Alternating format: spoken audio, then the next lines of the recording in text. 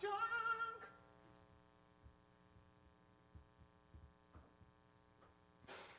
Hey, welcome to the Micheaux Mission. Two men, one podcast. Every film, every black film. Every black film. We're not. Oh Lord. Oh Lord.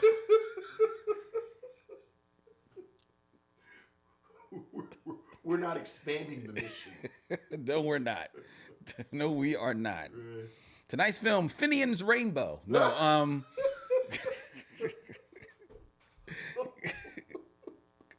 take two. Hey, welcome to the Micheaux Mission. Two men, one podcast, every black film ever made. My name is Len, a.k.a. the Bat Tribble. And as always, I'm joined by my partner. Hey, this is Vincent Orman. Tonight, ladies and gentlemen, we are going to Vincent's favorite time of year. Time of the century, as it were. Well, the previous century. The 1970s. Yes. And specifically 1973, as we ride along with Willie Dynamite. Willie D. Willie D. Vincent's selection for tonight's stop on the Micheaux Mission, as we are streaming live to YouTube and our Facebook group via our home base here at Young Junk in Manayunk, Philadelphia's premier video podcast palace. Vincent, how are you doing, my friend? I am fine. How are you? I'm doing pretty good. We're getting a notice here in the chat. I don't know if our producer Dylan is aware of this, but it's saying that Vincent's mic doesn't seem to be working. Maybe Vincent's How's it now? audio is not coming through, so Dylan will work on that. We just did a check, so I'm Okay. sure it'll straighten itself A out. blip. It's just a blip. Just a blip. Just a blip. But thank you, Sharon Eldridge, for Yes. pointing it out. We appreciate you very much. And everyone else out there in the chat, Deborah Battle, Aaron Fry. I'm waiting for Camellia Will to show up because we still have not, we've yet to be able to send her movies. Have to send her movies. So we need her to email us for her address. Yes. So that we can send her winnings. I just put in the mail the winnings, the films for Miss Makiba. Very nice. So she Very should nice. be receiving that sometime this week. Excellent. As we have laid to rest top 5 bingo here on the Micheaux Mission. Yes, it got on a rocket to go back to its home planet, and it blew up halfway. Or it went to live with its friends on a farm upstate. What is this? See, I was going to do a comic book reference. Fables. One's a fairly deep Simpsons cut. The other is what people tell kids when they The when dogs they take their die. pets. Yeah. Yes, very true. Anyway, but we're moving on. Moving on. We're moving on. It appears that your microphone is better now. All so right. we're all good. Always forward. Forward always. Thumbs up. Before we get deep into the show, we have, want to share our regrets to the family of the actor Ron Cephas Jones, Yeah. who passed really away at the young age, 59 years old. I know. 2-time Emmy Award winner for ABC's This Is Us. I thought it was 66. You said 59? Oh, was he 66? Yeah. I don't know why I thought I saw 59. I don't think so. Now we have to. Now we have to correct this in look it real up. time. Look it up. If only we had some device in our pockets that could tell us. To the tricorder, Vincent. Ron Cephas Jones. Yeah, he was born in 57. Okay, so I will put So, him yeah, at 66. 66, okay. 66. Yeah. Okay. Okay. Either way, that's Either still way, it's way too young. way too young. Way too young. Way too young. A veteran of here on the Micheaux Mission has shown up in some films. Absolutely. Clockers. Yeah. He yeah. was- he We've was seen him in- once or twice. Yeah. And certainly a face that you saw a lot. He was on House of Cards as a recurring character. Yes. The American version. And he was also a recurring character on Luke Cage. Yeah, absolutely. And probably best known for his role on This Is Us most recently. Right. Yeah. Right. So, so that was a big blow for people when he passed. Yeah. He was a very talented actor, and by all of the testimonials Yeah. that people have been making, someone who touched a lot of souls, and was just a good person to be around, full of laughter, joy. Yeah. So our hearts go out to him, Absolutely. to his family, Absolutely. at their loss. All right, but with one passing, Yes. there's also a moment for celebration. Okay. Because today is August 22nd of 2023. Yes. A day that will live in Black history. Yes, sir. In Black joy. Because August 22nd, 1993 Yeah. is also the premiere of Living Single. Yeah. Yeah. The TV series, venerable TV series that starred Queen Latifah, Kim Fields, Erica Alexander. Yes. Just gonna live there for a minute with Erica Alexander. Okay. And then Kim. Don't look at me. You start naming cast members. I just assumed you knew all of them. We have talked about this. Do I need to talk about Romper Room again? You can't start if you can't finish. See? See, this is what I'm talking about. This is the kind of thing that, 5 years from now, John Hinton's manager is going to send us an email, or Kim Cole's sister Kim Cole's listens, or, T.C. Carson's uncle. Yes. This Rounding out the cast. Right, you have to say the whole cast. Well, thank you. Yes. I did half and you did half. There you go. It was planned. Exactly. That's why we're a team. Happy anniversary. Happy anniversary. It is a show actually that, unlike a lot of shows, and unfortunately a fair amount of Black shows, especially Black sitcoms. Sure. It is a show that, fashions aside, perhaps, wears very well. It wears very well. It absolutely has legs. I follow Kim Fields on Instagram, and earlier this afternoon she posted 3 college students. I mean, these young women couldn't have been 22 years old, and they sung the theme song. She said she was walking and heard them singing it, and then posted them. And it is certainly something that has continuing relevance. Yeah. So yeah. Cool show. Great show. Oh, absolutely. Really great show. In many ways ahead of its time. Yeah. And has been often copied in formula. Sure. And I would argue that it hasn't been surpassed. Some may have surpassed more in notoriety. Sure. Such as Sex and the City and things like that. But I'd put up Living Single up against the best episodes of Sex and the City any day. Oh, I mean, yes, absolutely. Yeah. Of course, I'm probably not the one to ask, because You never really got it.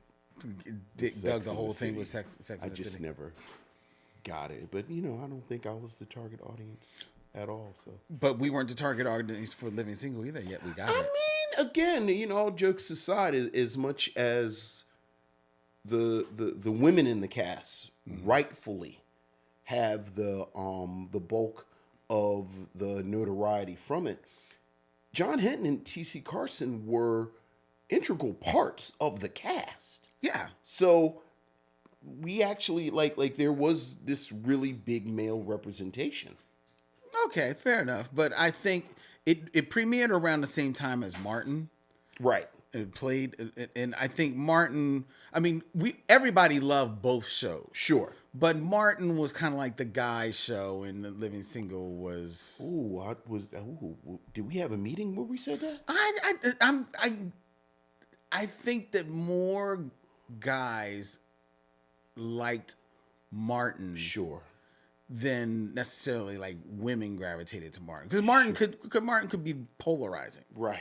You know what I mean? Because I honestly fell out of love with Martin after the first season. Sure. So that's why I'm saying that. Yeah. Okay. That's okay. All right. I'll go along with that. It's very political. You're so political. You know. Just come on. Just go. Just come out to the ledge with me. Just go. Sure. But happy anniversary. I really am pulling for a reunion. A reunion of Living show? Single, like a mini series, or it's we were talking about limited series revamps of older properties right before we started taping, because the teaser for Good Burger 2 it dropped, and for a certain demographic that's a huge deal, and that's going to have that demographic is our producer Dylan, because when we mentioned it before the cameras came on, all we heard was like, really? Right. Look, Keenan and Kel, Good Burger. But I would love to see a couple of hour, where are they now, living single, still living single, living married. I don't know, we'll workshop it. But I don't want to see that. Primarily because as a comedy, that I don't know if they ever. I don't think they really got like a hard ending that they wanted. Like they probably would have wanted another season. Right. Well, yeah. They brought T.C. Carson back, and like as a comedy, I feel like it's over. It's cool. It's done. Because if you open up the can of worms, you've got to inject some kind of drama into it. Something has to happen, otherwise, where's the story? Sure. You know what I mean? So I would just as soon as like just let it live. Like a reunion of them sitting, talking, reminiscing. Sure. Like something like that. Sure, but that would be it. It just really irritates me that the living single checks don't look like they should look compared to other shows. I know. So you know me, I'm always pulling for checks. Well, I feel you. So I feel you. But I hear you, and that's a very good point, because bring it back, and now somebody's grandchild is doing some stuff. Yeah. So yeah, but okay. Are you excited for the Good Burger 2? I'm excited that people are excited. When we talked about the film, I think that really captures my feelings about Good Burger 2. I respect its place in the culture. Mm-hmm. It's not for me. Right. I'm happy for people that are happy. Yeah, me too. And I'm happy that I'm actually happy that Kenan Thompson isn't so big that he came and he did it. Because, obviously Kenan Thompson doesn't need the Good Burger check.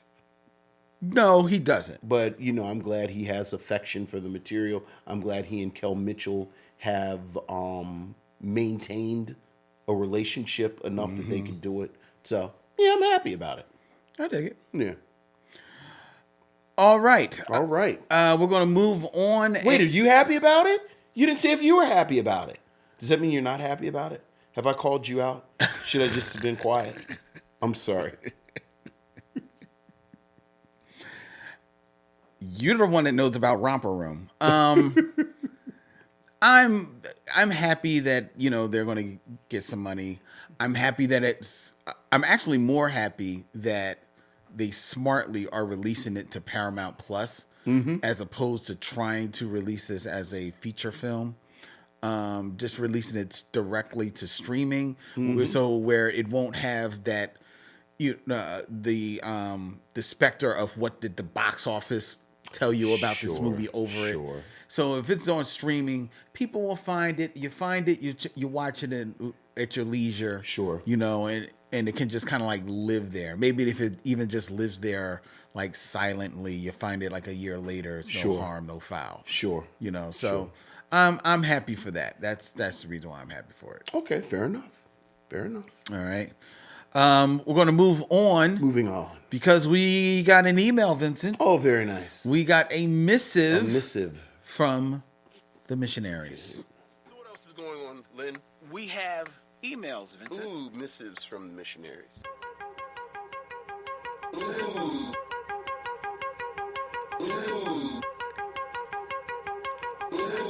Message from the missionary. That they played on an episode of Buck Rogers. When Andromeda was about to get murdered. Above the Rim movie review and soundtrack. Okay. This email comes by way of Michael Sykes, Hey, what's going on, Michael? who apparently is on a weekly mission to watch and review every episode of the Micheaux Mission. Okay. So, hello, Len and Vince. This is Michael Sykes. I saw the review of the 1994 movie Above the Rim. Yes. The movie can be unforgettable due to Leon's poor acting, aka Blue Steel, a reference to the Zoolander movie. Yes. Also, Marlon Wayans is all over the place in this movie, but don't crap on the soundtrack. The soundtrack is excellent. The 2 times platinum album is known not just for Warren G and Nate Dogg's Regulator, but also Lady of Rage's Afro Puffs, which went number 5 on the U.S. Dance Club hit and number 5 on the R&B hip hop charts for 2 weeks. The album also contains hits like Pour Out a Little Liquor from Tupac, the Anything remix by SWV, the Dog Pound featuring Snoop Dogg's Big Pimpin', H-Town's Part-Time Love. The album was number 2 on the U.S. Billboard 200 for 3 weeks and number 1 on the U.S. Top R&B and Hip Hop for 11 weeks. Above the Rim is a great 90s soundtrack urban movie along with New Jack City, Juice, Mo Money, Friday, Menace to Society, Higher Learning, Dead Presidents, and Boys in the Hood. Maybe it's because I'm from the Bay Area and it's a West Coast thing of why I love this soundtrack. I still have love for y'all. I just can't let y'all crap on a classic like that. Right, but if I recall correctly, I don't think we crapped on it. We just said basically what Michael said. It was a weird choice for a soundtrack to a film that was very vigorously an East Coast, New York film to be filled with West Coast. Oh, that's West Coast music. The music is great. Yeah. It's just weird. Yeah, and it's not even like it's West Coast artists trying to do New York vibe. Right. These are straight up West Coast. You know? So, I mean, but yeah. And certainly in the 90s where there was such a distinctive split between the sounds in different regions. I'm going to try not to slip into cranky old man, but it's not like now where all this sludge just sounds alike. Right. That's very true. So, but yeah, we're fans, Michael. He has an addendum. Okay. What are y'all top 5 90s hood movie soundtracks? I don't know if we can come up with top 5, but I mean, off the top of our head. Well, he names quite a few already. Right. New Jack City. Right. I mean that's sure. Juice. He mentions Juice. He mentions Dead Presidents. All right. I'm going to throw 2 Spike Lee ones on there, both Clockers the hip hop album and New Jersey Drive. He produced New Jersey Drive, right? Because he didn't direct New Jersey Drive. Yeah. No, I'm just making sure. Yes, you said Spike Lee movie, so I'm just making sure. Right. I didn't want people to misconstrue. That's all. Yeah, and he also mentions Friday, which is a good good soundtrack. Menace to Society, Boys in the Hood.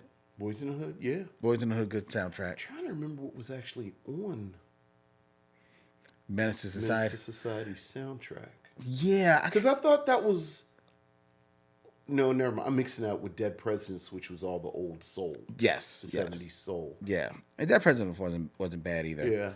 I mean, he's kind of like named them. Yeah. I mean, right there. Right there. Those are good ones. Those are very good ones. So there you go. Well done, Michael. There you go. Thank you for the email. Thank you for the email, my friend.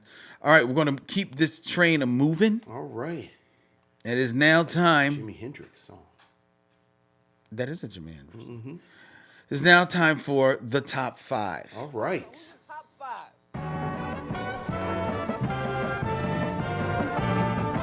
My top five is. My top five is. My top five is. My top five is. My top five is. Top 5, ladies and gentlemen, in celebration of Willie Dynamite, Vincent's selection.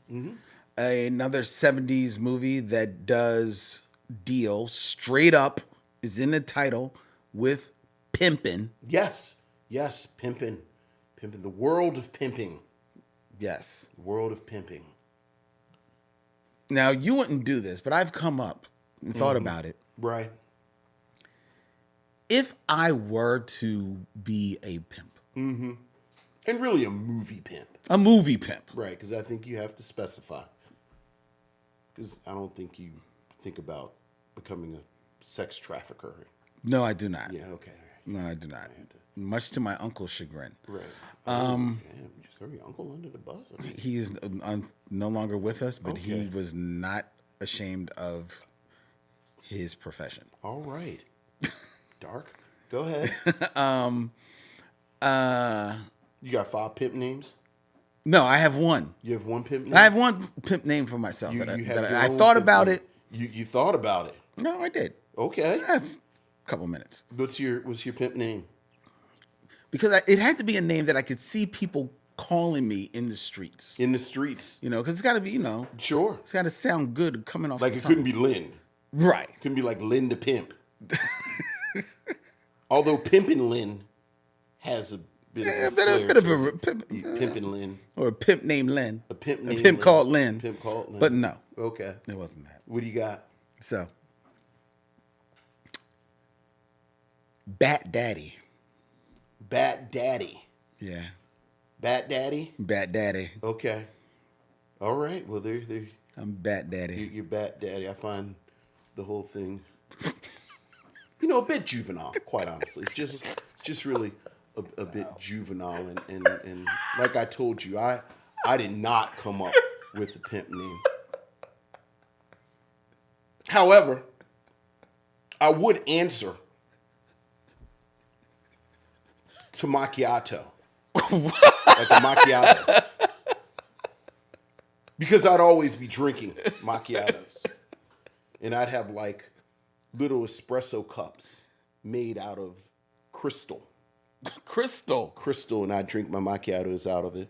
And I'd wear white suits, just resplendent white suits. Just white suits with ivory accents. My tie, my buttons, my cufflinks would be ivory. And just clean all the time because, I wouldn't raise my voice, and certainly I wouldn't, be violent because, real pimping is not in your hand, it's in your mind. That's very true. And if you hand me Very your true. mind and make your next choice your best choice, I can make sure you live a life without strife. And so that's, if I'm not doing this. Right. Like, I'm not doing this. And, it's like no real jewelry or nothing. Like, I'd have a white gold wedding band because I'm married to the game. Had like a charm bracelet with each charm would have the initial of the women or men because, Equal opportunity pimp. this pimping ain't prejudice. And cash is non-binary. And I would, if I were to If you were to give this any thought. Because I find this silly, quite honestly, Right. and beneath us. And juvenile. And juvenile. I mean, if we were 19, sure. But we're Not. adults. So, Well. So, anyway, in that vein, in that vein, we're doing the top 5 Who Dat Pimp. who dat pimp? These are pimps that you would not necessarily believe that they are a pimp. Okay, these are roles that people played? Mm-hmm. Okay. All right. All right. Okay. So who do we got? Starting at number 5. Unbelievable pimps. Unbelievable pimp. Who dat pimp? We have a pimp named Fast Black. Okay. from Street Smart, 1987 crime thriller starring Christopher Reeve and Kathy Baker, and in the role of Fast Black, Yeah. Morgan Freeman. And you don't believe he was a pimp? Oh, I believe he was a pimp. Okay. But the general audience, you would not like the general audience. A lot of people don't know of this movie. Sure. And even though Morgan Freeman is the best thing in this movie, I've almost chosen this film because of Morgan Freeman. right. But Morgan Freeman is a pimp named Fast Black. Yes, he is. And he is insane in this movie. This movie, giving you the plot, Christopher Reeve, Superman himself, plays Jonathan Fisher, a magazine reporter based in New York City who was having a difficult time pitching the story to his editor. Frustrated and worried about his career prospect, he finally pitches the profile of a real-life street pimp and pays a prostitute for her time so that he can meet up with Leo, a.k.a. Fast Black Smalls, who proceeds to take Jonathan around town and show him the inside of the pimp game Yeah. with no frills at all. Yeah. This is not a film with funny hats and fast double talking, and this is a film. Yeah. Yeah. So that's my number 5. Right. You would not believe. Right, and that Morgan Freeman. But But he is quite believable. He is in the quite role, believable as a but pimp. sort of like, okay, I got your vibe now. Got your All vibe right. now? All right. All right. Who's number 4? I wouldn't believe that he was a pimp. This would be from 1999. In the movie Deuce Bigalow, Male Gigolo. Do you remember that movie? I knew it existed. Like, I've heard the name.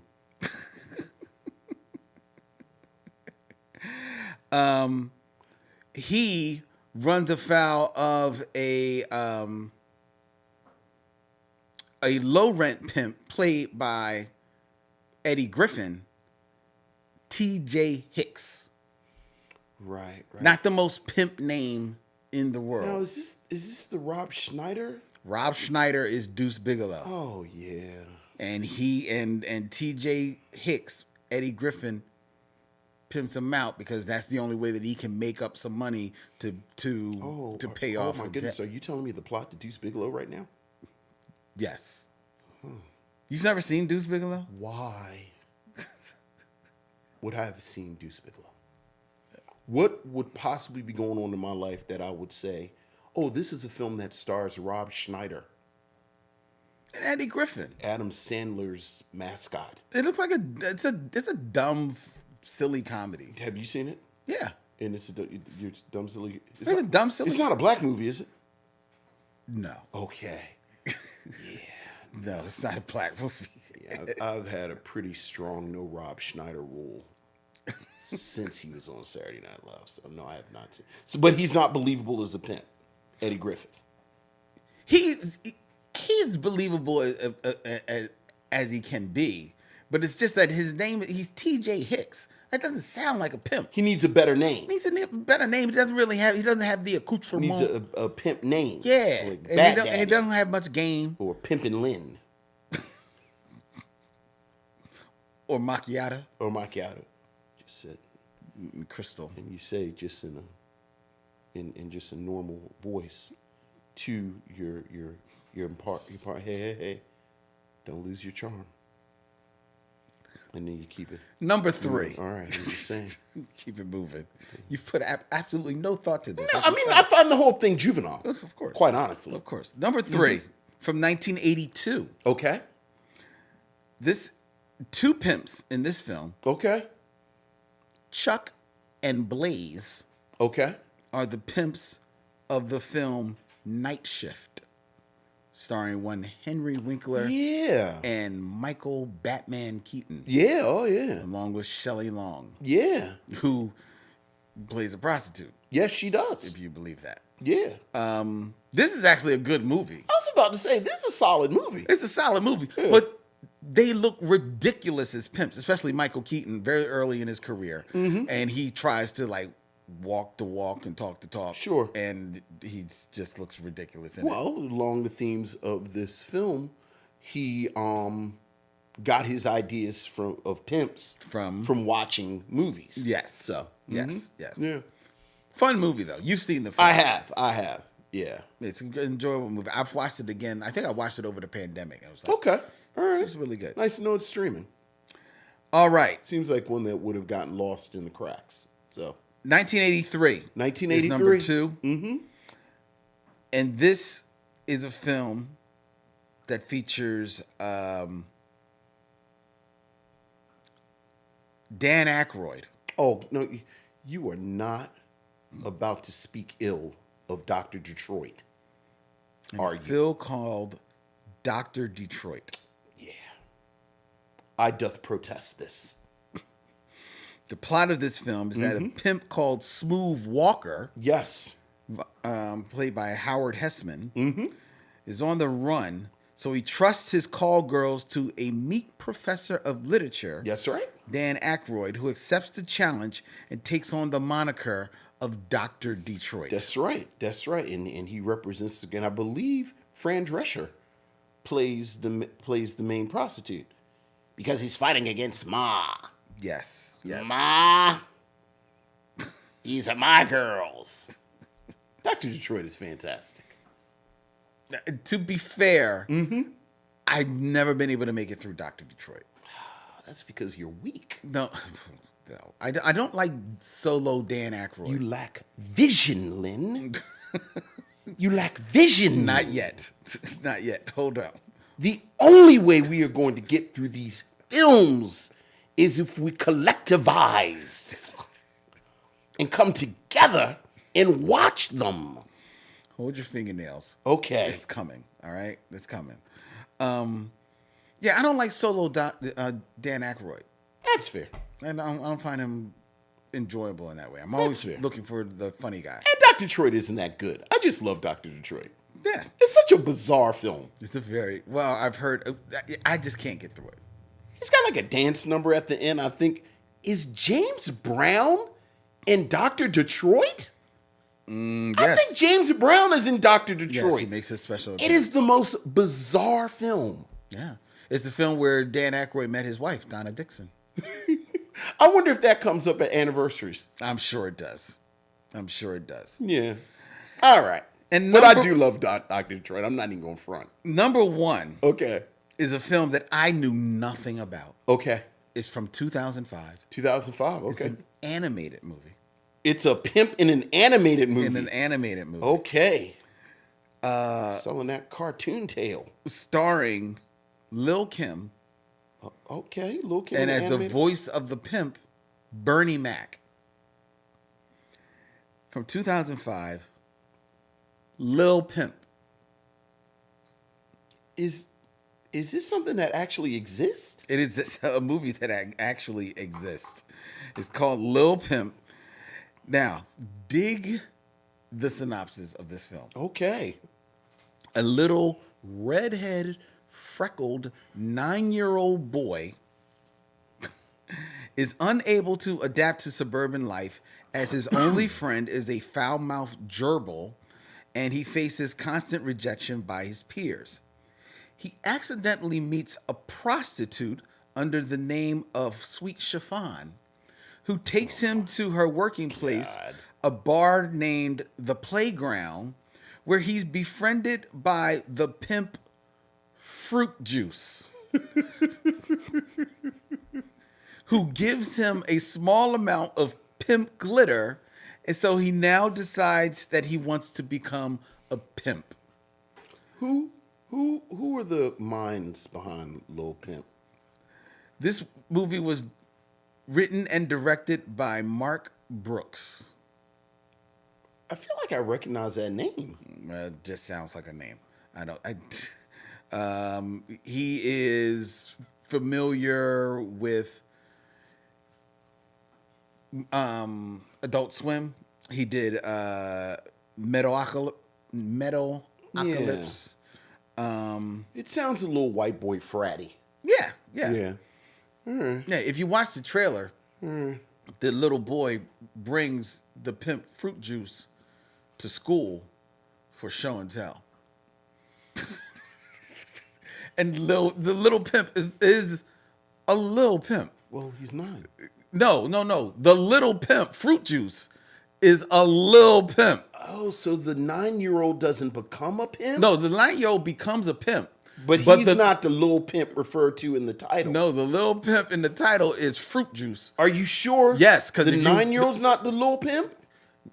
No, he becomes a pimp. Yes, Right. But the let's put it this way: if you look at the poster of the movie, it's the little pimp. Got you. That is, and it's a little white boy. It's a little white boy, little white freckled. Now, white boy. does he have the movie pimp naming convention that as a white pimp he has to have a name that reflects his whiteness? I didn't get that far. Is his name like, I don't know, 8x14 or I didn't get that far. just I was stuck on that. It White was out a little.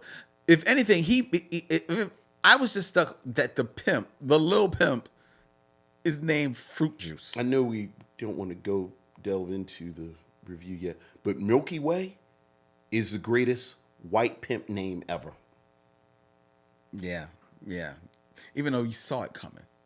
I did not see it coming. I saw it coming. I mean, I knew he was going to have a name that, is like, I thought they, something, I don't know, raisins and potato salad or something, but like Milky Way is Raisins and fantastic. I was just, what do you call a white pimp?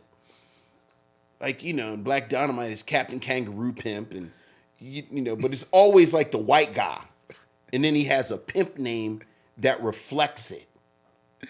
White chocolate or vanilla or something like that. Milky Way is. But Milky Way is fantastic. It is fantastic, and he doesn't even get a line. He doesn't need a line. He just has his 2 fingers when he's voting with Bell. Sugar has the best line. What do you say, Sugar? Sugar says sweet. He's like, he's got a whole motif. Yeah.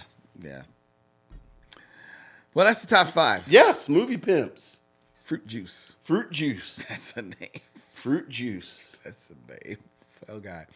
All right, we're gonna move on. Okay. It's time for 6 Degrees of D'Urville Martin. All right. Surprise what a person can do with just a sense of touch and a sense of sound. Do you want to see a little bit? Is it a movie? Yes.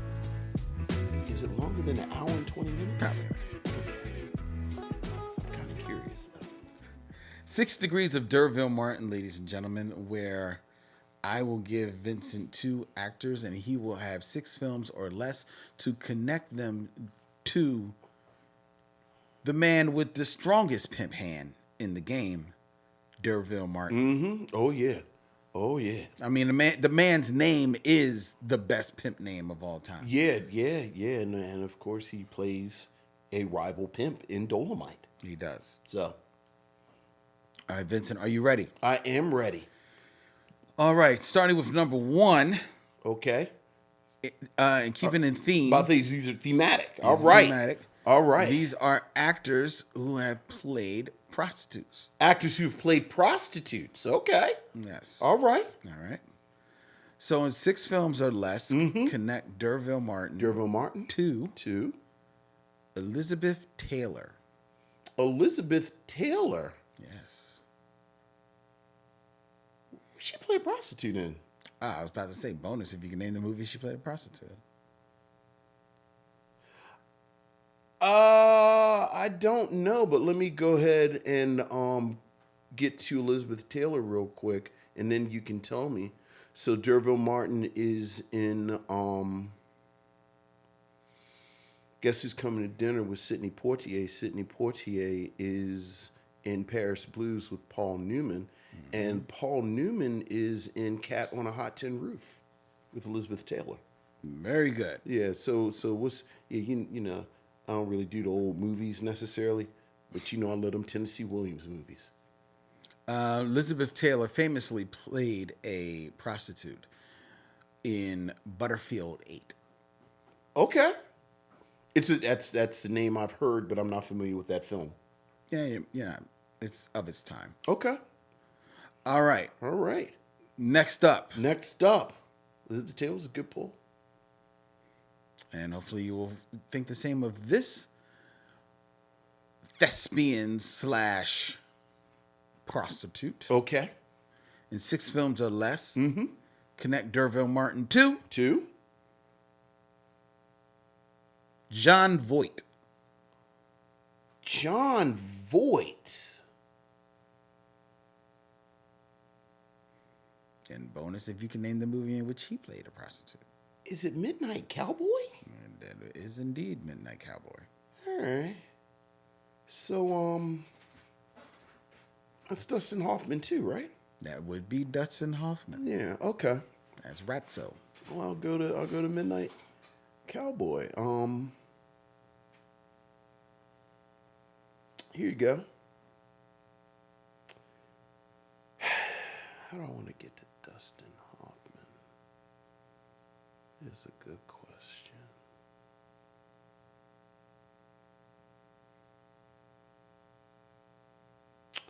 So Derville Martin is in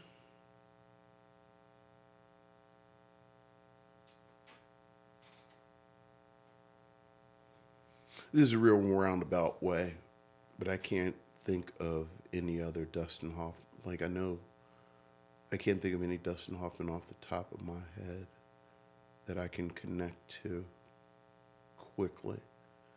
So I'm going to say that Derville Martin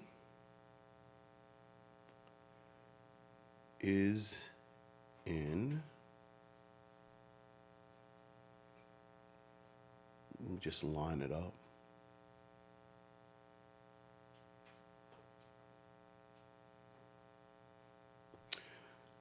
Derville Martin is in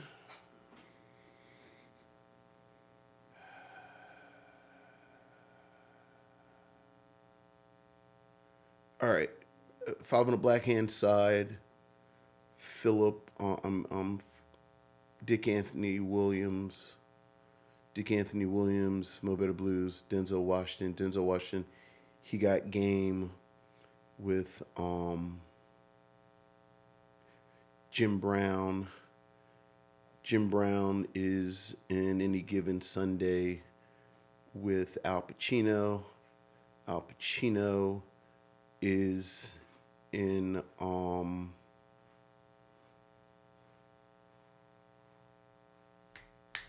Dick Tracy with Dustin Hoffman, who's in Midnight Cowboy, John Voight. And I know that's a really messy, ugly way to get to it, but I just off the top of my head I couldn't. No, it's good. Because Dustin Hoffman's in it's like The Graduate. Who was that? Anne Bancroft. Yes. Also, but I don't know what else Anne Bancroft is really in. And then he's in is that him in Tootsie? Yes. But I don't know who else is in Tootsie. That you could have used for John Voight. Like just off Sidney the top. Pollack. Yes. And he's Kramer versus I was Kramer. gonna say Kramer, but who else is in Meryl Streep. Right, but then Meryl Streep gets me all tangled Well, up. Meryl Streep gets you to John Casalis, Yeah. who gets you to Al Pacino. Right, yeah. And then that gets you. Yeah, but I was never going to pull John Casalis. Okay. Yeah, I was never going to pull him. Okay. But All right. Or you got Dustin Hoffman. Dustin Hoffman gets you to Rain Man with Tom Cruise. Tom Cruise. And Tom Cruise gets you to Mission Impossible with John Voight. Sure. And I could have gotten to Tom Cruise pretty easily. You're right. But okay, there you go. All right. There you go. There you go. I saw somebody ask, was Jodie Foster in Midnight Cowboy? She was not in Midnight Cowboy. No, you're probably thinking of what's she in? Is she in Taxi Driver? Is it her in Taxi Or Driver? is that Tatum O'Neal? Or is that only a Paper Moon? She's in Paper Moon. She's in Paper Moon. Because she's a young girl in Right, Paper Moon. right. She's in Paper Moon. Right. I think Tatum O'Neal. Why do I think Tatum O'Neal's in Taxi Driver? Maybe it might be Jodie. Sure. It may be Jodie Foster. Like both of them were in films that. They're like around that same time. They're like- kind of like vying for the same Right. roles. That sort of icky. Yeah. That's an icky little girl in this film, And Jodie kind of like blew up Right. because she had the more talent. and like everyone was pretending that they weren't sexualizing them, but they were 100% sexualizing them. I know.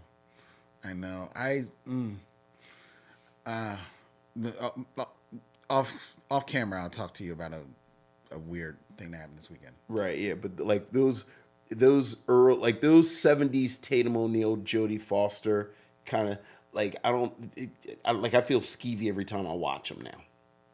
Yeah. Like those early, like Little Darlings. Mm-hmm. I've been able to watch Little Darlings probably in 15 years. Okay. And I used to love Little Darlings. See, but this opens up a can of worms. Do you feel as skeevy watching something like Sweetback Sweet Badass Song? I don't, because it's one moment.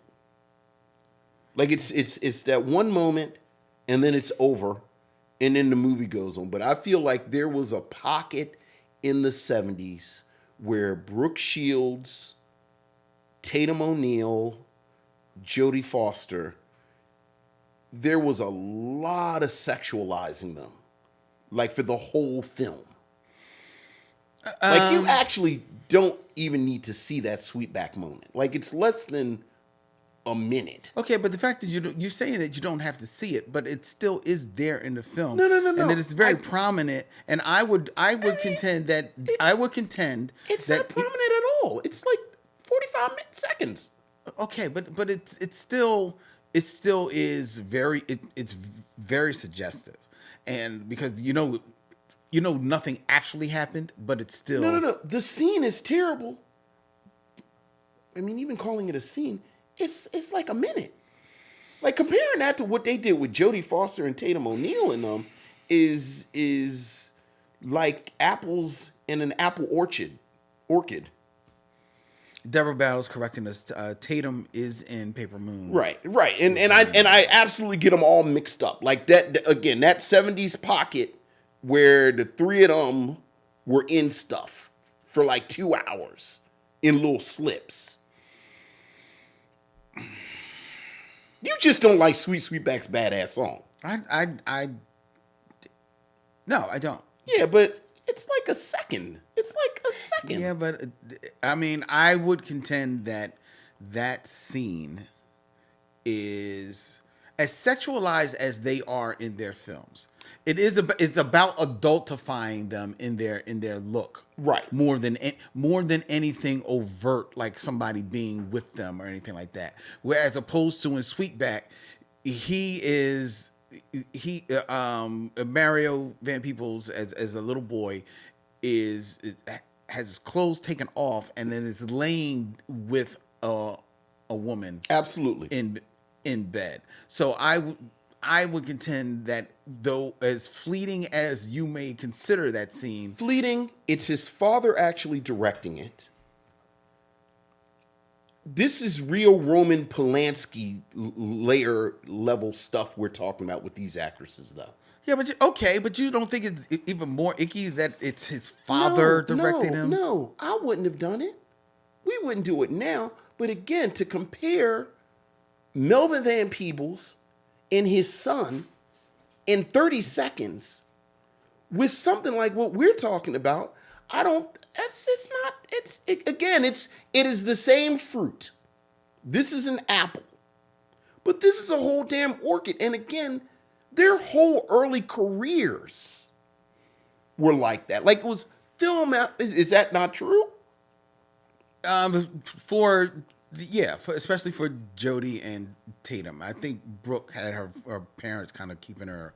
I mean, but yeah, I hear what you're saying. Between Endless Love and the Blue Lagoon, Brooke Shields, like someone should have been checking on that family. Hell, Brooke Shields says that now. Fair enough. You just don't like Sweet Sweetback's badass song. Like you said, it's the same fruit, and Yes. it's all icky. But I think to my ears, you're being a bit more dismissive of the Sweetback thing, I'm 100% being dismissive and of it I don't think that's fair. because Mario's upset about it, because Melvin's upset about it, because somebody's upset about it besides you. That's not the point. I mean, I'm just saying it's not the point. It's Now, to be fair, looking in the chat, Sharon Eldridge says that she agrees with you. La Dame, how you doing? Says that yes, agrees and that's with me. nice, but you know, again, So it is polarizing. it's it's not polarizing at all. It is actually zero polarizing. I disagree. You can disagree, but objectively, it's not polarizing. Like objectively, it's not polarizing. Well, if you are correct, Like- that it's not polarizing, then I think that that's wrong because I think it should. Be. Okay, well there you go. I don't think they should sneak coconut into things.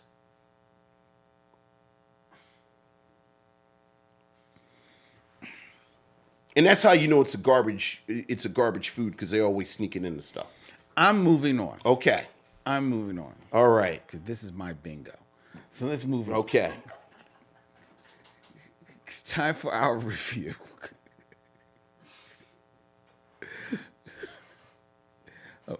Like you know how you get a blondie? What the fuck are we reviewing? Do you know how you get a blondie and sometimes it's coconut in it and they never tell you?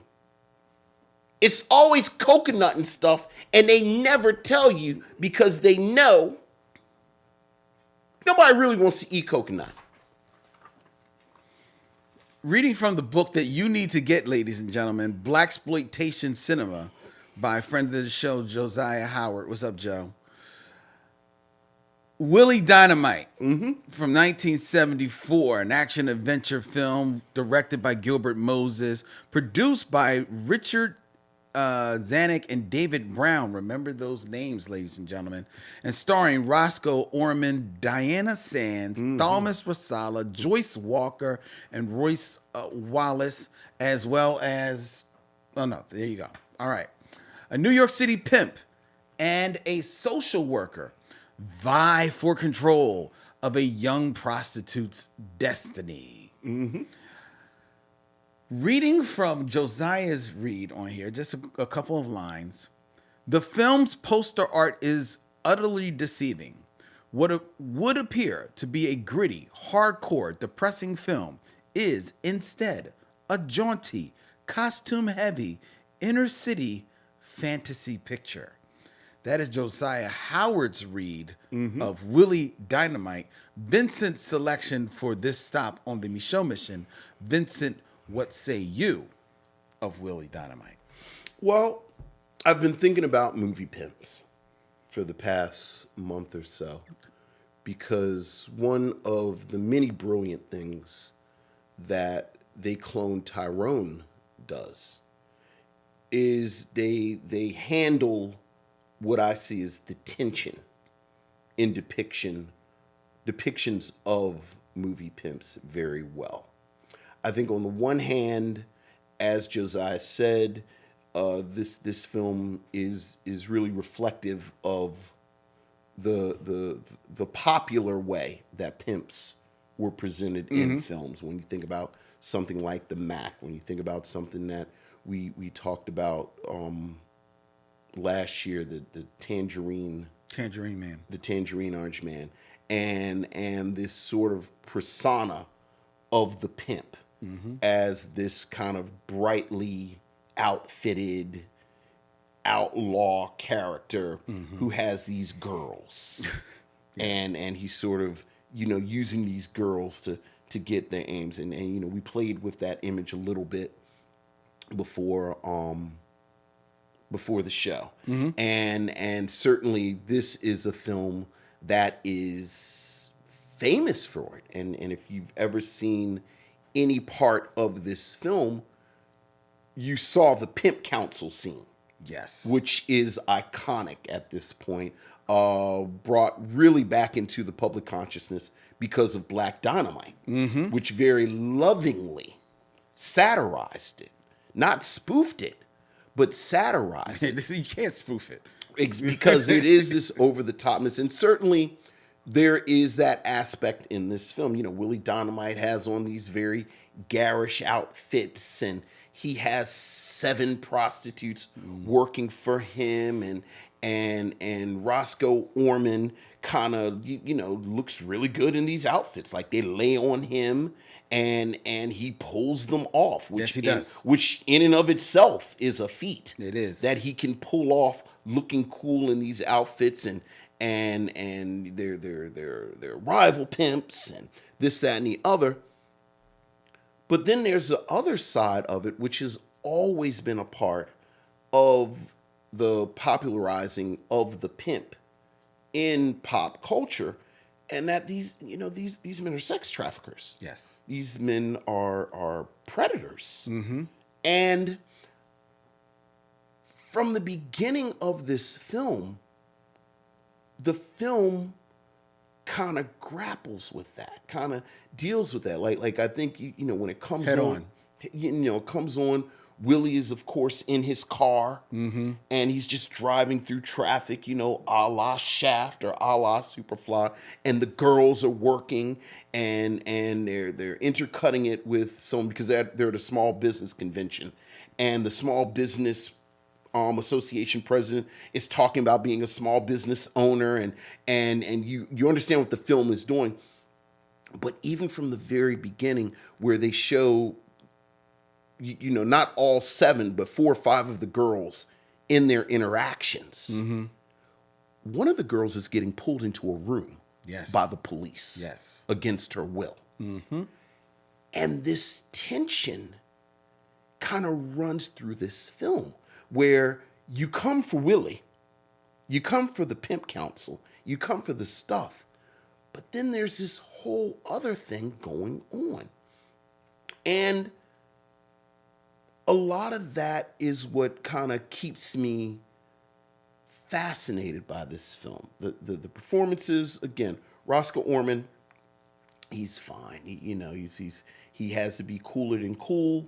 Quite honestly, 80% of what Roscoe Orman has to do, again, is pull off these outfits. Yes. And I think he pulls them off. You understand his charisma. You understand how this would work.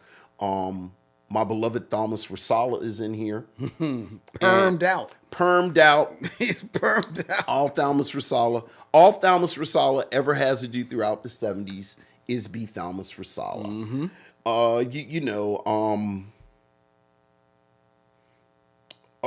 Albert Hall shows up. Yeah, for a minute, yeah. From character actor throughout the 70s and 80s, probably best known as Brother Baines in Malcolm X. And, he plays a detective that's trying to take down Willie. Roger Robinson plays the rival pimp Bell.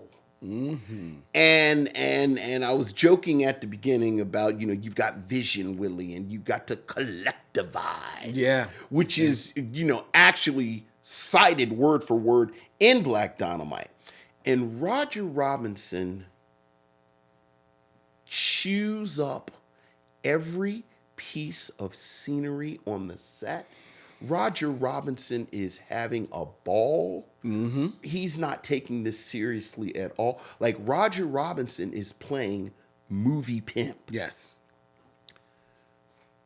But, the real kind of emotional draw to this is, of course, poor Diana Sands. I know. I say poor Diana Sands because she dies soon after this film. Soon after the film is making this film. After the film is finished. And, I love Diana Sands so much. 39 years old. Most famous as Benitha from A Raisin in the Sun, but she plays Cora, who used to be in The Life. And now she is trying to pull girls out. And the moments with Diana Sands work against the moments with the outfits and Martha Reeves singing the triumphant Willie D, and so that more than any of the pimp films from this era that I'm familiar with, this shows a side of that world Yeah. that you did not see during this moment. They show girls in jail. They show violence among the girls. Someone dies. Yeah. The main source of the conflict, a young prostitute named Passion, is scarred. Almost, it seems like this could be a life-altering scar. It shows how, even as, the pimp, and you're outside on the entrepreneur and a capitalist, as he says, he's got to deal with the police. He's got to deal with the court system. You got to deal with his rivals. He got to deal with his rivals. So it's not quite on the level of what you get in something like Superfly, where Curtis Mayfield famously writes in his lyrics the dark side of this lifestyle that the movie is glorifying. But there's definitely, again, from the first scene, this thread that runs throughout. Yeah. That there's more going on with this than just guys taking cocaine out of their watches and big purple cars and this, that, and the other. So that I am a fan of this film. I'm a fan of this film. It's interesting that the title character, Willie D, like you said, when you're introduced to him, it's almost like it's Shaft the Pimp, because it's him driving in a car, him walking with the ladies. It's all glorifying him, right? But after that entrance, he is never on solid ground for the rest of the film. Slowly, the earth starts to shake and crumble beneath him all throughout the film. He does not get a break the rest of the way. And he's and every time, with every setback, it is only his own ego and hubris that keeps him from just taking a moment to breathe and assess what's going on. And it just keeps going from situation to situation to situation. And I found that kind of interesting because, like you said, you don't get this in these movies at this time. This is 1973. We're not at the end of the blaxploitation era, this era of films at all. So it's very interesting that this early on, someone would come in and kind of already flip it, and not only that, but find space in this movie to, as you said, to try and present a fully formed, fully fleshed out, fully authentic window into the life of Black women in this scene. Well, women in general in this scene, but primarily the lens is Black women, because you're looking at Cora, who is retired and reformed from that life, and you're juxtaposed against Passion, who she's trying to pull from that life, and then juxtaposed against Willie's, bottom chick, who you get the sense was who Cora once was. Right. So those two are like polar opposites. And who used to be Passion. And then used to be Passion, right? Willie's and the one he's the sweet on at this moment. So you get it's like that.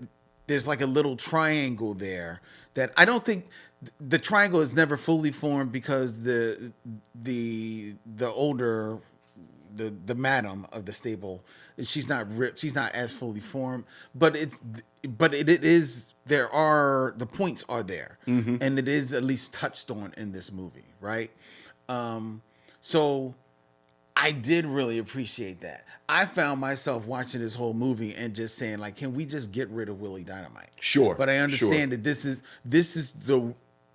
is the way you get to the story. This is what got you into the seat in the movies, right?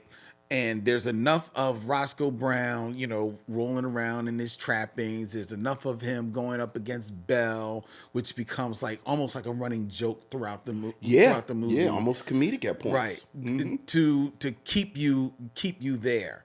And thankfully, there's enough of that to maybe keep you there because, like Josiah says in his review of it, the poster art smartly has you believing that you're in for, the Mac, Right. or a film of that ilk, Tangerine Man, But this movie is not that. There's no nudity. Yeah. There is only one person that dies, and while it's graphic by 70s low budget standards, it is just the one person. Everything else is, as far as the trappings, that they're almost cartoonish.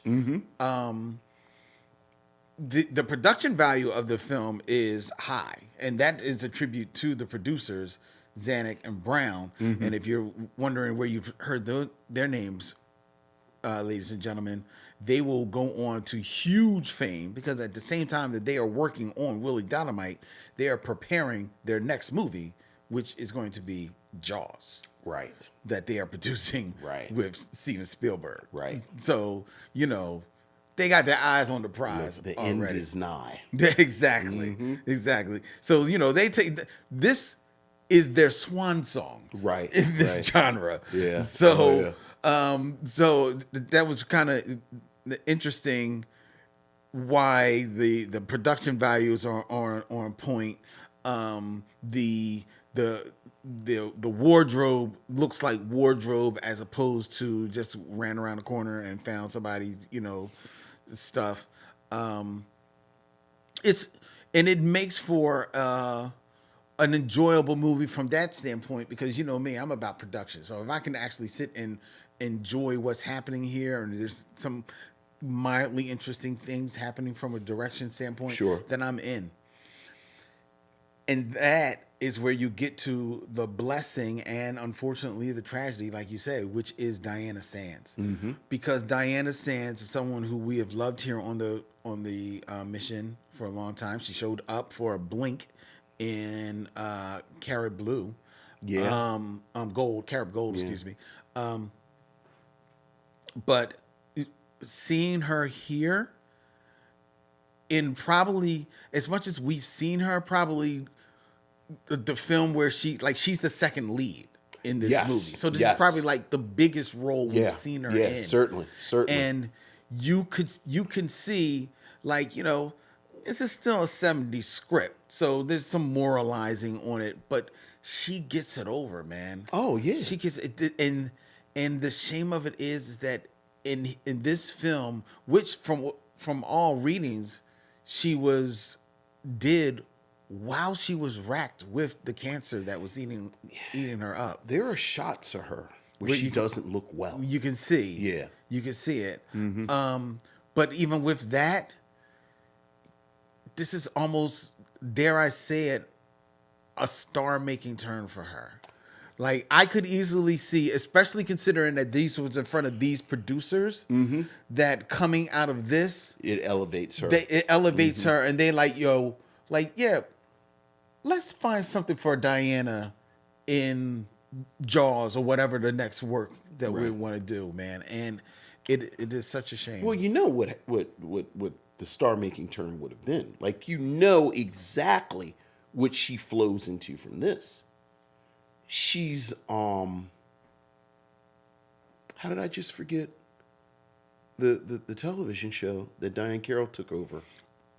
Oh, Julia? Yeah, she goes right into Julia, and it's like if she had lived and played Julia is no longer Well, Julia sort started of- before this, though.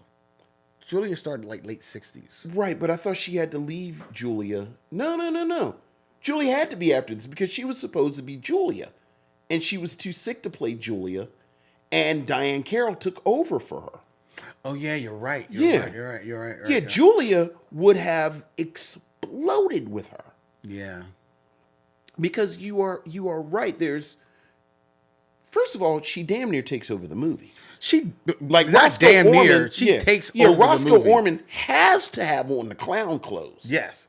because without the clown clothes, Because there is a scene, the best scene of the movie, near the end, where yeah, it's just the two of them. Oh my goodness! Yeah. Oh my, what a scene! And that is all Diana. I love the fact that the film doesn't shy away from the honesty that a woman like Cora would be drawn to him. Yes. Even though you're introduced to her in the beginning of the film, she's in a relationship or has a Yes. situation at least. Yes, with Thalmus Rasulala, No, who's no, the attorney, she- a district attorney. She absolutely has a relationship. I think you want to talk about characters. She's got this wonderfully nuanced character. He wants to marry her. And she says, I can't marry you and do my work. That's right. Because if I marry you as the district attorney, then I'm authority Right. for real. I'm a cop's wife, I'm more or less. right. And yet, she still has this sort of her own kind of moral compass. She won't live with him. So he has to kind of deal with that. But you're right. It's almost like subtext throughout the film if you're really paying attention. But you know, it's Willie Dynamite. Who's really paying attention to Willie Dynamite? But then, as you said, you get this wonderful scene between the two of them. And again, I don't think Roscoe Orman does anything extraordinary in this film, but he's at his best in that scene. That's true. That's true. And I love the way the two actors play this attraction. And I love almost automatically he moves into predatory mode with her. And she realizes what happened. And a lot of this is physical. Like they're not saying it. They are actually physically acting this out. And you know, look, I can't say enough about Diana Sands. I love Cora. It's enough for me that because this is, like you said, this is one of, you know, maybe the great performance. You know, we liked her in The Apartment. Yeah. And she was good. The landlord. The landlord. I'm sorry. But you're right. She is the second lead Yeah. in this. And Yeah, this unfortunately, this is the biggest thing. This is the biggest thing on our filmography. It is a shame. You pointed out how Roscoe comes alive in that scene. I never buy him as Willie Dynamite. Like when he's walking, he's trying to be cool. Like he looks the look, and the clothes look good on him. But when he moves in the clothes, I just never buy it. Well, I think, you know, once again, if you really want to pay attention to Willie Dynamite, I was fascinated by that one scene where he goes home. And you realize his family thinks, what I gleaned was they think he's a record producer. Yes, They think he's that's in- exactly in- what it is. But this is the family he comes from. So to your point, he actually is putting on. Yeah. Like I love the fact that he's so like he knows so much about the law. You know, so like I kept waiting for another shoe to drop in, like they say he actually went to law school. Because he never says why he knows all these statutes and all his, you know, all his rights. But I think you're right. But again, if you really want to dig into Willie Dynamite, in my mind, that's something else that works for me. I feel you. No, I was only pointing it out to say that with all that being said, I think that Roscoe Orman as an actor is, at least in this film, shows himself to be more of a better counterpuncher. And Yeah. that's why Yeah. he is able to bring it against Diana Sands because he really is not against any, you know, the rest of his movie, he's up against the other prostitutes. Sure.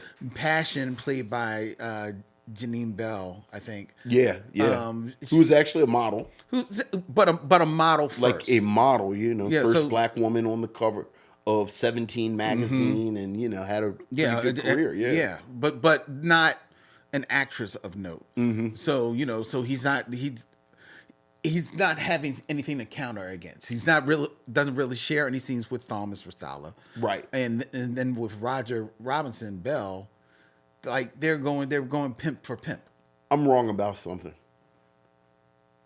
Diana Sands was supposed to play Claudine The movie. in the movie, right? Not Julia. Okay, because I'm pretty Right, sure the right. show That's- started in I'm mixing end 60s. right. Miss King She Diana she Carroll. Right. She and Diana Carroll, because she was on Julia. Right. Gotcha. They actually bring her in, I believe, the second season, because Julia was getting all the critique that it wasn't black enough. I do remember something. So then they like start that. bringing in more. I think that's the season where where Fred Williamson Williamson plays her boyfriend. Plays her boyfriend. Yeah. Okay. Yeah. Look forward to more Julia talk on my secret project coming soon. Okay. I'm just putting it out there. It's a fascinating story It is. and a fascinating moment. Yeah. Fascinating series. It's a fascinating series. But here on Willie Dynamite. So, but how do you haven't mentioned the scene? Like you haven't said anything about the scene. Which scene? Oh, come on. There's only one real scene in Willie Dynamite. You mentioned it. Yeah, but I didn't. Pimp Council. How you like the Pimp Council, Lynn? How you feel about the Pimp Council? I mean, honestly, once you've seen it, kind of like it's cool, right? But once you've seen it in Black Dynamite, like this was like, okay, like it didn't do anything for me. Really? It did nothing for me because I don't buy Roger Orman. I don't buy Willie Dynamite. Did Bell move you? Bell didn't move you? Bell moves me, but he's not the whole scene. And like, okay, yeah, you got your Milky Way, but even Sugar with Sweet, he don't really sell it. He don't really sell it. You know what I'm saying? Like you watch that scene and then watch basically the same scene in Black Dynamite. Tell me which one you want to remember. You got Robert Duquois. This is like a preview of when he plays King George in Coffee. Please. Yeah, I thought about that. He looks ridiculous. Looks absolutely How Robert ridiculous. Duquois play? How he get pimp roles? I know, because he don't look like a pimp. I know Nathaniel. Like you're saying, Sugar didn't play him, but part of the reason that Nathaniel Taylor doesn't actually look like a pimp, because he hasn't grown his mustache yet. Okay, fair So enough. that he looks like Rollo. Because Rollo Rollo looks like a pimp. looked like a pimp the entire The series. whole time. Yes. Remember when he was pimping the 3 Degrees? No one likes to talk about it, but he was very much a 3 Degrees pimp. Remember they had a whole thing they would talk about him because he knows what is right for us. It's like, is Rollo the 3 Degrees pimp?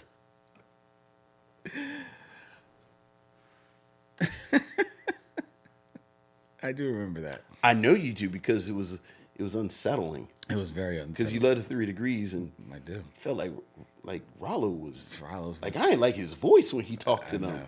I know. Neither did Fred. Neither Uncle. They called him Uncle Fred. Uncle Fred. She put like jelly on a biscuit and Fred, and I was like, are they just looking for pimp? Like, I think they were. it's a disturbing episode. I think they were. Well, I mean, the 3 Degrees didn't become what they should have been. Right. And Poor and management. obviously they were the 3 They were Degrees, looking the for- characters, Okay. not the actual 3 Degrees. And They were didn't looking for like the management. end of the episode because remember they got thrown out of the contest because Fred and all his boys came and we want the 3 They were Degrees. rowdy, We yeah. want the 3 Degrees. And then they all got thrown out and Lamont hit that dude's fist with his face. And then the 3 Degrees said they found a dude who was going to give him a ride back to Philadelphia.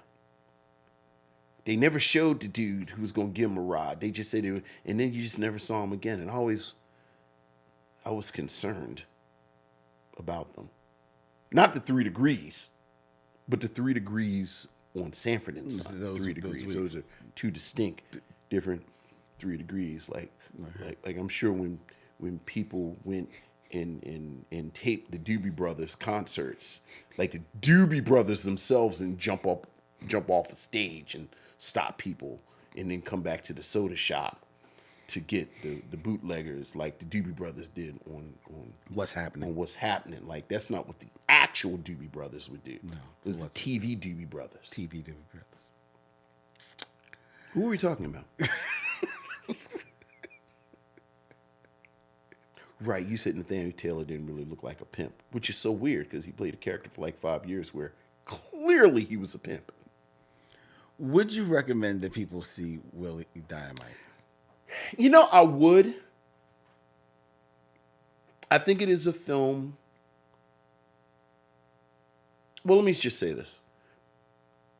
I think you got to watch everything Diana Sands was in, just because she just wasn't in that much. Yeah. I think she gives a really solid performance in this. And as you said, the heartbreak is, you could tell this could have catapulted her to different places. Mm-hmm. I think if you are interested in 70s films, this is a nice part of that part of the blaxploitation conversation. Because a lot of the push and pull of blaxploitation critique was specifically about the image of the pimp. Mm-hmm. And I think this is just as important as the Mac when we talk about the image of the 70s pimp. To get the both sides of the story. I think the Pimp Council is a hoot, is an absolute hoot.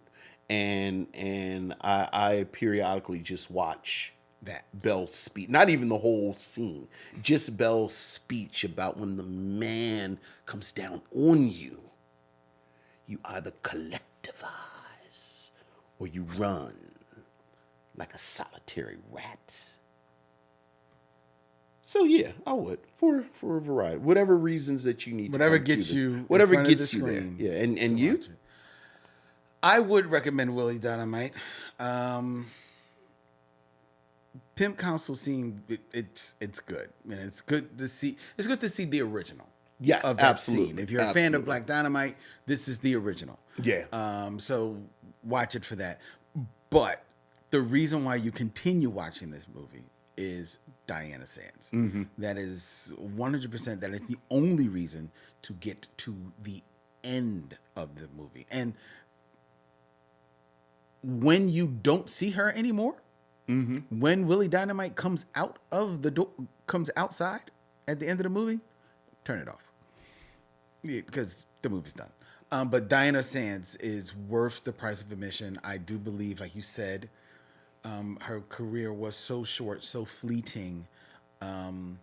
Is a testament to her abilities that she still left such an indelible mark in our consciousness in so few scant roles.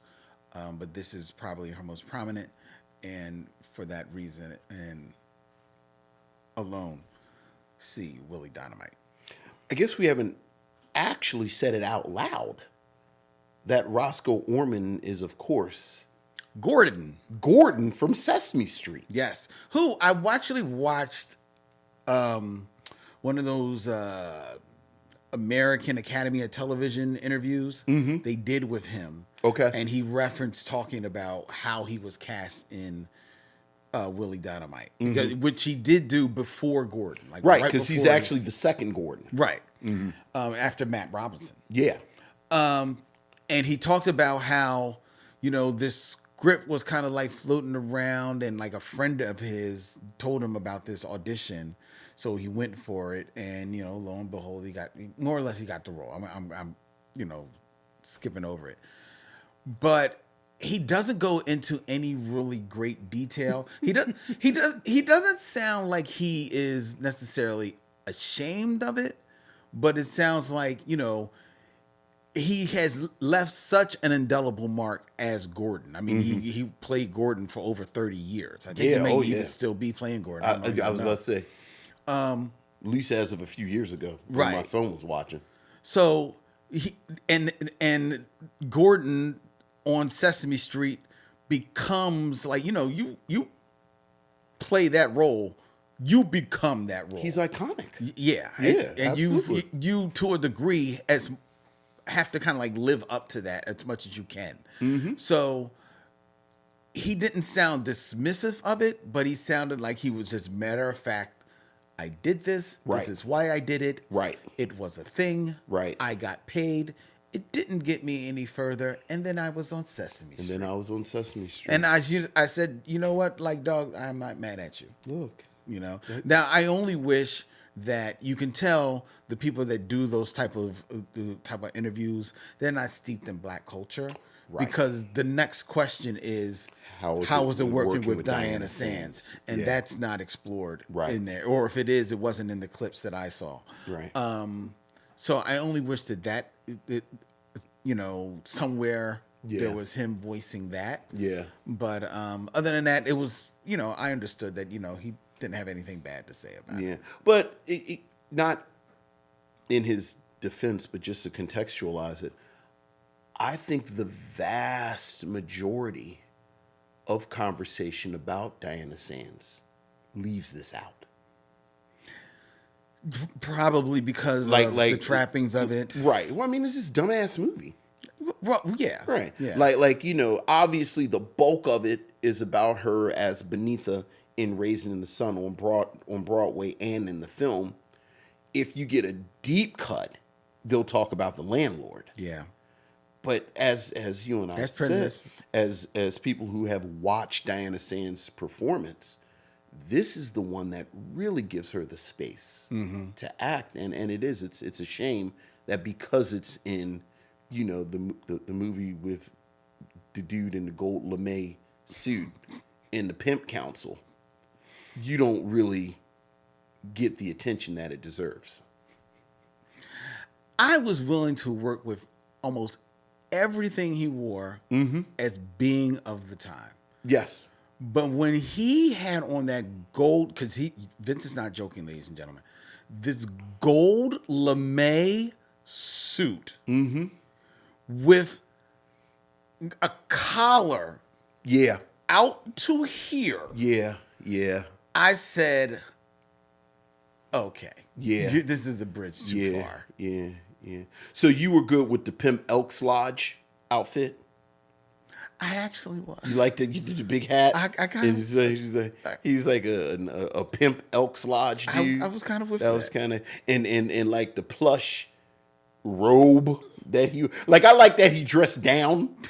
Like he dressed down. So he had on a one-piece suede jumper with a deep V down to his belly button. He did. And this sort of plush robe thing that he went to see his parents. Yeah. He was dressing down because he was going to New Jersey to see his parents. Well, that was high fashion. It was just high fashion. It was high fashion. He was just high fashion, and I don't want to be, I don't want to be disrespectful to my parents' house. I said, "Oh, that's him dressing down." I see how you're doing, Willie. For dinner with the pastor. For dinner with the pastor, and they prayed, and sleeves was flapping. It's like, okay, all right. But the gold lame was was a bridge too far That for was you. too far. That was it. That was it. I of course love the gold lame. You did? Because if you're gonna do it, do it. I don't know. Like if you're gonna do it, do it. So you were good with the fur hat. The fur hat the fur hat. Which did you notice? You watched the Black Dynamite cartoon, didn't you? Of course. You know that's the exact outfit Black Dynamite wore to the Players' Ball when he was sick. Yes. Yeah. Mm-hmm. Yes. Yeah. Obviously, Michael Jai White and the Black Dynamite staff Are huge fans. are huge fans of Willie of Willie Dynamite. Dynamite. They've got the storyboards. up. Right. Right. Obviously. All right, ladies and All gentlemen. Hey, did you know that August has 5 weeks in it. Ah. So we've got a 5th week special coming for you next week, ladies and gentlemen. But before we get to that, if you like the Micheaux Mission, then like the Micheaux Mission. 2 men, 1 podcast, every black film ever made. Go to MicheauxMission.com, hit swag, and check out all the cool designs we have available by way of our good friends at TeePublic. You can also find the Micheaux Mission on the social media of your choice, whether it be Instagram, Facebook, the social media formerly known as Twitter, at Micheaux Mission. You can check us out and also subscribe to the Micheaux Mission on YouTube, where you're watching us right now at Micheaux Mission, where we're going to be adding videos. We're going to be adding shorts. We've got an epic short that our producer has told us is the funniest thing he's ever seen from last week that is going to be going up tomorrow, ladies and gentlemen. You have to see it. You will never see a black man turn as red ever again. That's all I'm saying. That's all I'm saying. You can also hit us up. Let us know thoughts that are on your mind. You can email us at micheauxmission@gmail.com. That's MICHEAUXMISSION @gmail.com. Or, hey, guess what? You can leave us a voicemail. 215-867-9666. It's 215-867-9666. Leave us a voicemail and let Vincent Len know what's on your mind. You can also check out the Micheaux Mission, as a proud member of The Podglomerate, thepodglomerate.com. They make podcasts work. We stream our show live every Tuesday from Young Chunk here in Manayunk, Philadelphia's premier video podcast palace. Go to videocontentfactory.com and book your time in one of the other studios. There's a horde of studios here for your choosing to get your podcast up and looking beautiful as ours. Almost. Next week, here on the Micheaux Mission, ladies and gentlemen, Vincent, do you remember way back in the very merry month of May when we reviewed a film that wasn't necessarily a bad black movie? Yes, and? Well, the missionaries were quite upset with us. Oh, and Lord. they made it known What are we watching? that we owed them Yes. a bad black movie. And so the bad black movie that we're watching So is... for 5th week of August, we've got your bad black movie, ladies and gentlemen, and it's coming your way next week. Next week, we are going to be staying in the era of the 60s, but we're going to 1976, and we're going to be stepping lively with, hey, Jenny Bell. Name ring a bell? Roseanne Caton, Yeah, I think she was the first black playmate. Trina Parks, Roseanne was a and playmate in the 80s. Jane Kennedy Lord have mercy. in a movie that we like to call, and so does everyone else, The Mothers. The mothers. That is the badass black movie we watching and reviewing next week here on the Micheaux Mission, just for you, because you asked for it. Deborah Battle, Miss McKeeba, Aaron Fry, Robert Monroe Jr., all you missionaries that said, y'all owe us a bad black movie. Well, here it is. The Mothers coming for you. Have you seen this? Never saw it. Me either. I don't know if... Is it bad if we enjoy it? Well, I'm not going to speak for you. But is it bad if I enjoy it? Because I feel like I might enjoy this. I might enjoy it too. All right. But that don't mean it ain't bad. Oh, this is true. That is true. This is true. But we'll find out together next week here. Like sexy pirates. I don't know if they're sexy pirates. It's a woman prison film. Well, I guess we'll talk about what we would. I think, well, we'll see. We'll see. We'll see. That's it. Until next week, I'm Bat Daddy. He's Look, my name is Vince. Now, if someone called out macchiato, You would answer. I would answer to it, but I would answer it with my inside voice. How may I help you? You know, sip. Sip. Because like just a splash of foam. Like, Imparting, we say. we'll see you when it's time to meet again. Inside voice. Young John.